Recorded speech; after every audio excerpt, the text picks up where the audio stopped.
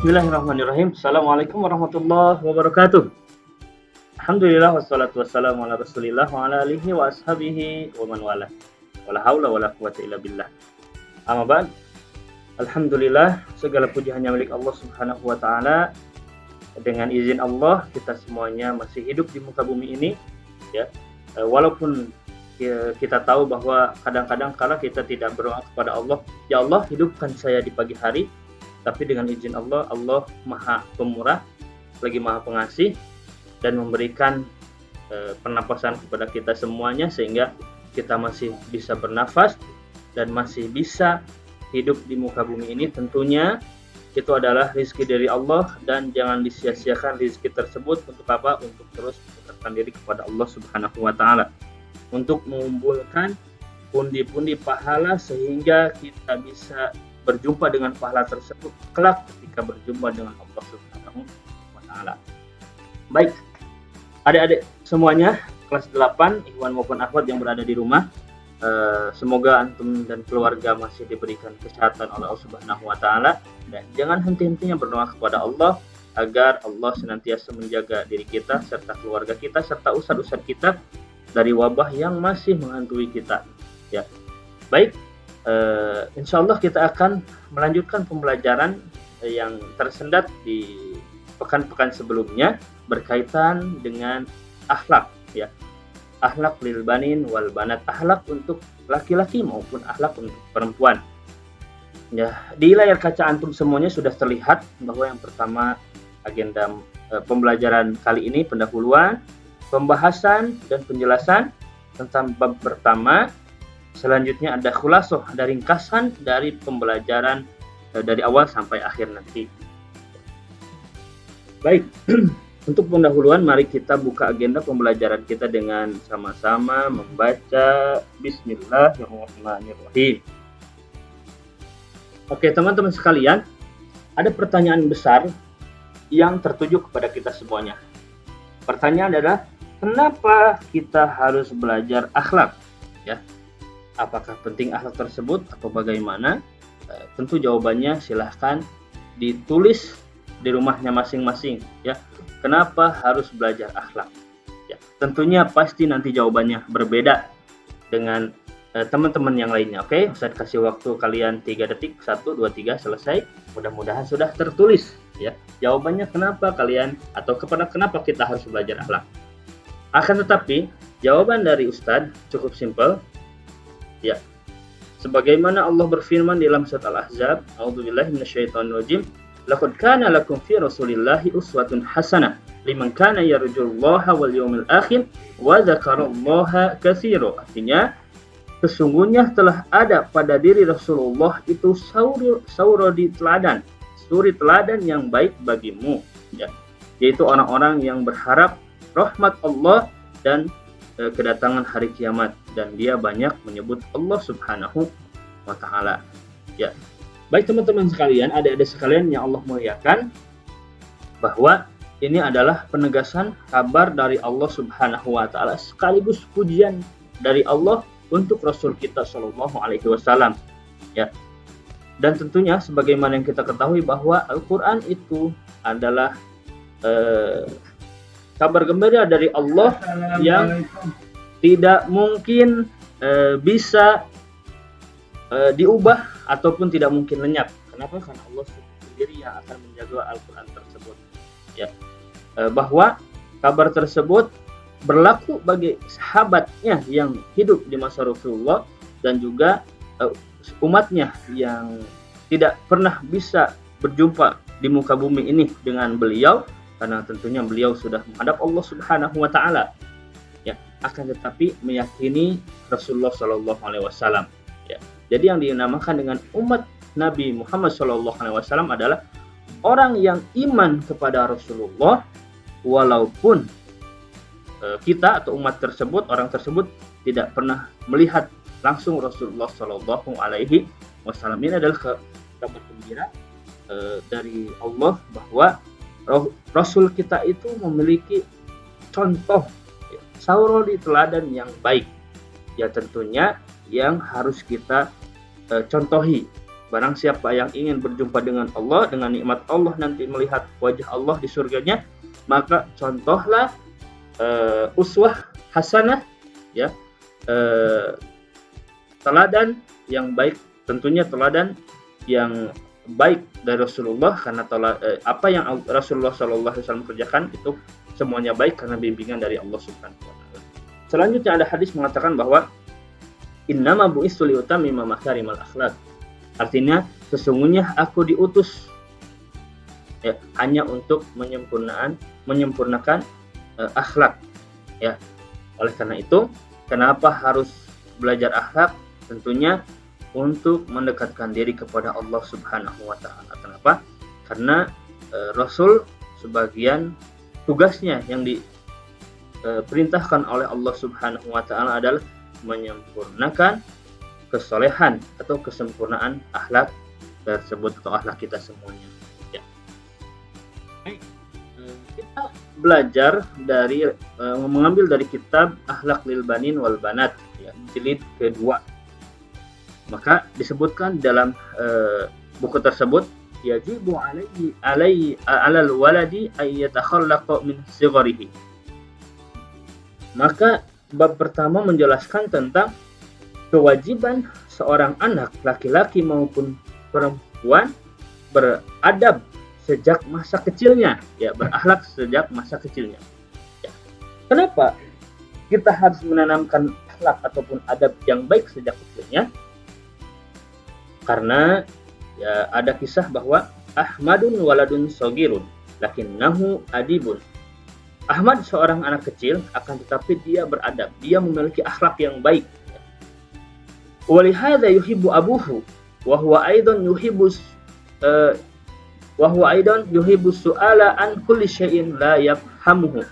Bahwa barang siapa yang memiliki akhlak yang baik dari sejak kecilnya, ya, maka otomatis orang tuanya yang paling dekat dengannya akan mencintainya. Ya.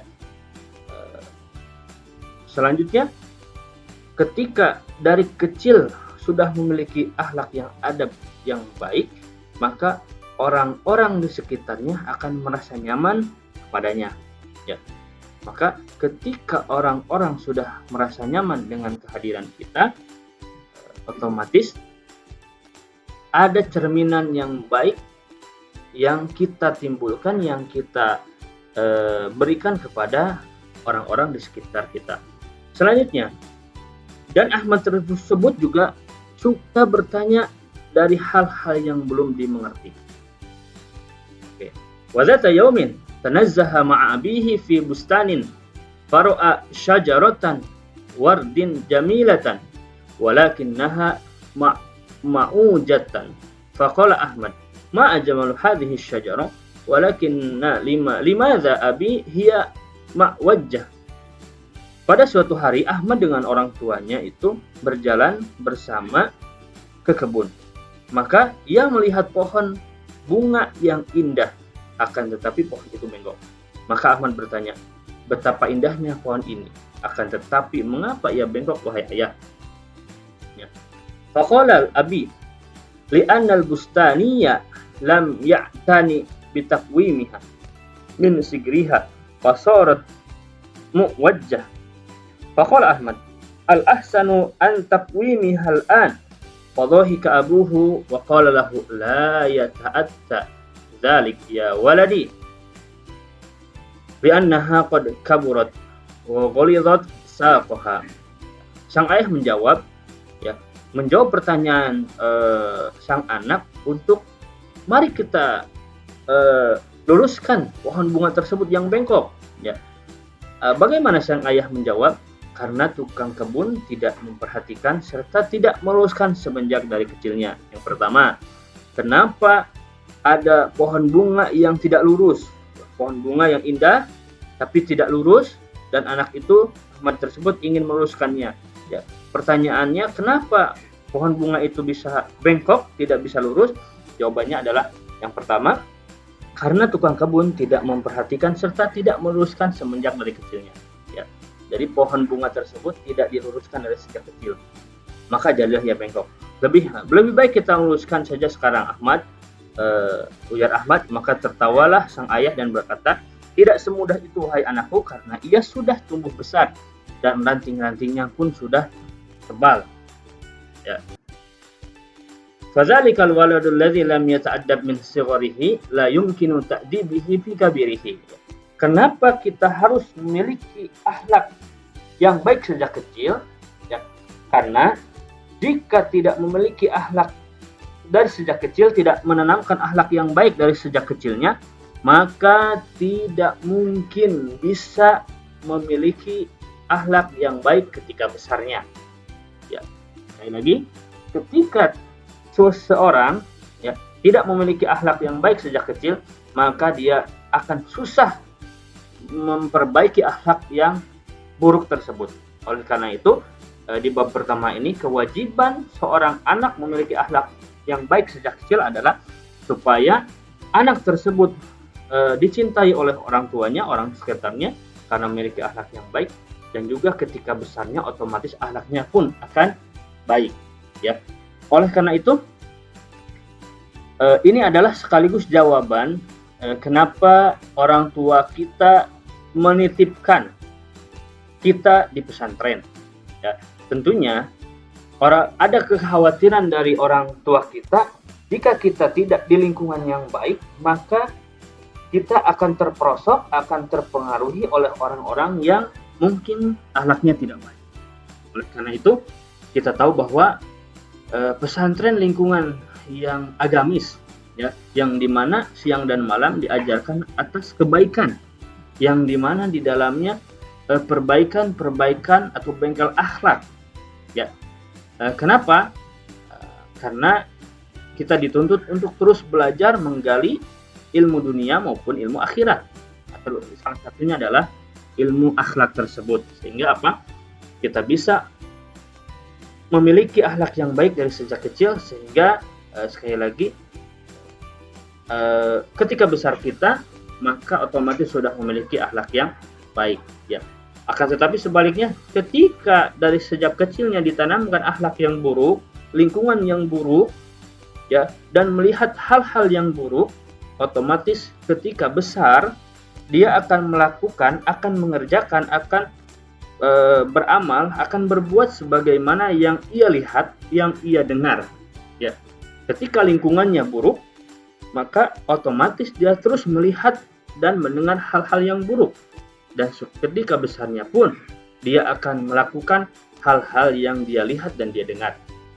Oleh karena itu, ketika orang tua antum, orang tua kita, ya, mengantarkan kita ke pesantren, tidak terlepas dari Rahmaniyah saja, banyak pesantren-pesantren juga, salah satunya adalah Rahmaniyah. Ya, maka orang tua ingin kita berada di lingkungan yang baik, melihat hal-hal yang baik, mendengar hal-hal yang baik, sehingga apa? Ketika besar dia akan mengerjakan, akan melaksanakan, akan beramal dengan apa yang dia lihat, apa yang dia dengar, ya, dan akan mencontoh oleh orang-orang yang baik pula. Nah, oleh karena itu tadi singkat kisah tentang Ahmad dan orang tuanya dengan kebunnya adalah ketika pohon saja dari kecil tidak diurus, diperhatikan dan diluruskan, maka akan susah ketika besarnya untuk diperbaiki. Sama halnya dengan kita, ketika dari kecilnya kita yang baik, insya Allah ketika besar pun akan melakukan dan memiliki sifat akhlak yang baik pula. Ya. Baik, ada kisah berkaitan dengan Ahmad, ya. Kita antum semuanya lihat gambar tersebut. Ada suatu hari ada seorang anak kecil yang bernama Ahmad. Ya, ini laki-laki, ya. Atau misalkan Juminten, kalau perempuan boleh Juminten, atau boleh Aisyah, boleh, silahkan saja, atau nama antum, nama anti semuanya, antum dan antuna yang ada di rumah, silahkan Ahmadnya diganti dengan nama kalian. Pada suatu hari ada seorang anak kecil yang bernama Ahmad. ia adalah seorang anak yang beradab, memiliki adab dari sejak kecil. Oleh karena itu ayahnya mencintainya. Dari sifat yang baik, akhlak yang baik, dengan itu orang tuanya mencintainya. Dan ia juga suka bertanya dari suatu hal yang tidak dimengerti.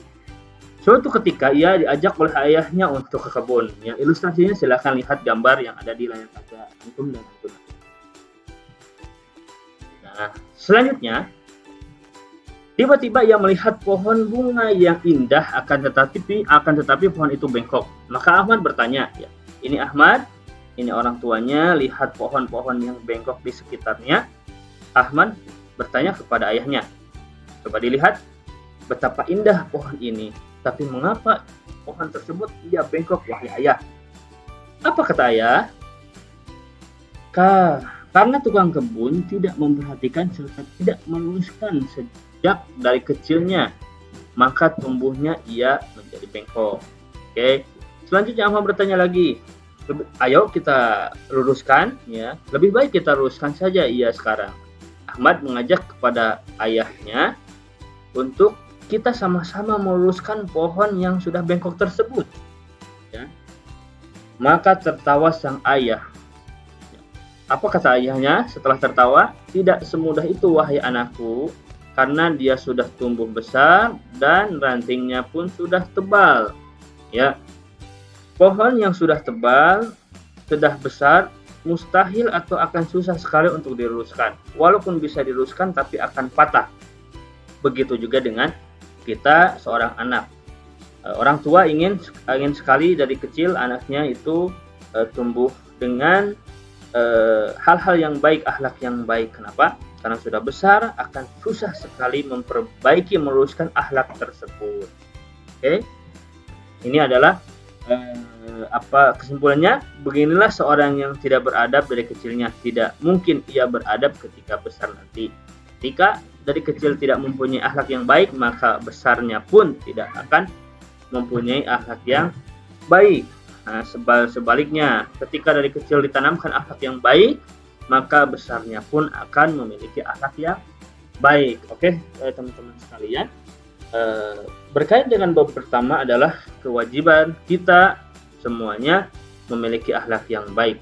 Antum dan antuna semua masih dalam hal perbaikan akhlak, ya, masih kecil, ya, masih mudah untuk diperbaiki akhlak kita. Oleh karena itu mari kita sama-sama membenah diri, memperbaiki akhlak kita semuanya, sehingga besarnya pun kita memiliki akhlak yang baik. Tentunya orang tua ridho, maka Allah akan lebih ridho kepada kita semuanya. Ketika orang tua kita benci kepada kita, Allah pun akan murka kepada kita, ya. Oleh karena itu wajib bagi kita menanamkan adab akhlak yang baik sejak kecil. Kenapa? Agar kita dicintai waktu dewasa nanti, ya. Kecil dicintai, besar pun dicintai. Oleh siapa? Minimal orang tua kita dan keluarga kita. Adapun nanti yang lainnya akan dicintai oleh tetangga dan lingkungan kita. Tuhan kita akan ridho, Allah akan ridho pada kita, dan keluarga kita akan senantiasa menyayangi dan mencintai kita. Begitupun demikian dengan semua orang. Selanjutnya, wajib juga bagi kita menjauhi akhlak yang buruk. Kenapa? Dari sejak kecil. Kenapa? Karena Allah tidak akan ridho pada kita. Ketika Allah tidak ridho, maka keluarga pun tidak akan ridho dan tidak akan mencintai kita, ya. Oleh karena itu, berakhlak dengan akhlak yang baik. Wa khaliqin nasa bi khuluqin hasanin. Bergaulah dengan manusia, dengan orang-orang sekitar kita dengan akhlak yang baik. Ya. Seperti apa akhlak yang baik itu? Definisi akhlak sangat sederhana, ya. Sebagaimana ulama menerangkan, badlun nada wa kafal adza wa ihtimalil adza. Ya. Yang pertama, akhlak yang baik adalah berbuat baik kepada orang lain. Niscaya hasilnya orang lain akan baik kepada kita. Menghindari suatu yang menyakiti. Ketika kita tidak menyakiti orang lain pun tidak akan menyakiti kita. Akan tetapi sebaliknya, ketika kita menyakiti orang lain, orang lain pun akan menyakiti kita, ya. Yang ketiga adalah dan menahan diri ketika disakiti, ya. Ketika orang lain menyakiti kita, maka timbulkan sifat pemaaf dari kita, ya. Kenapa? Karena bagi orang yang pemaaf, Allah menyediakan surga bagi kita semuanya, ya. Sebagaimana pepatah hikmah mengatakan, ya, barang siapa menanam, dia juga yang akan memetik. Ketika kita menanam kebaikan, yang akan kita petik kebaikan pula. Tapi sebaliknya, ketika kita menanam kejelekan, keburukan, maka yang akan kita petik keburukan pula. Allah berfirman, "Wa may ya'mal mithqala dzarratin khairan yarah, wa may ya'mal mithqala dzarratin syarran yarah." Ya.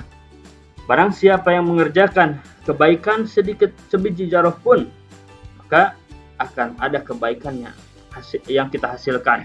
Ya. Akan tetapi barang siapa yang mengerjakan keburukan sebiji zarah pun, maka keburukan akan terkena kita juga, ya. Wa may yazra yahsud, siapa yang menanam dia yang memetik. Oleh karena itu Ustaz mengajak kepada diri pribadi dan teman-teman sekalian, anak-anakku sekalian yang ada berada di rumah, marilah kita menanamkan dan mencerminkan akhlak yang baik dari sejak dini, sejak sekarang ini, ya, supaya kita besarnya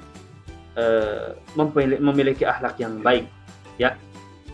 Nanti Allah akan ridho. Ketika Allah sudah ridho, maka manusia yang ada di bumi, bahkan malaikat pun akan ridho kepada kita semuanya. Tetapi sebaliknya, ketika kita memiliki akhlak yang buruk, ya, dan jangankan manusia, orang tua kita yang di sekitar kita akan ridho, Allah akan benci, malaikat akan membenci kita, ya. Oleh karena itu, teman-teman sekalian, sekali lagi, mari kita berlomba-lomba dalam kebaikan. Watawassaw bil haqqi watawassaw bis sabri. Mungkin itu yang bisa saya sampaikan, kurang lebihnya maaf, ya. Insyaallah akan kita lanjut di kemudian hari, mudah-mudahan waktu itu akan tiba, dan sekali lagi mudah-mudahan kita senantiasa diberikan kesehatan oleh Allah Subhanahu wa taala sehingga kita bisa terus mengerjakan hal-hal yang baik, menanam hal-hal yang baik, menambah tabungan-tabungan kebaikan kita untuk kapan? Untuk bekal ketika kita sudah tidak bernapas di muka bumi ini. Sebagai penutup, mari kita tutup agenda pembelajaran akhlak pada kesempatan kali ini dengan sama-sama baca Alhamdulillah, Alhamdulillahirabbil alamin, dan wa kafaratul majlis, subhanallahumma wa bihamdik, asyhadu an la ilaha illa anta astaghfiruka wa atubu ilaik. Wa lakum minkum. Wassalamualaikum warahmatullahi wabarakatuh.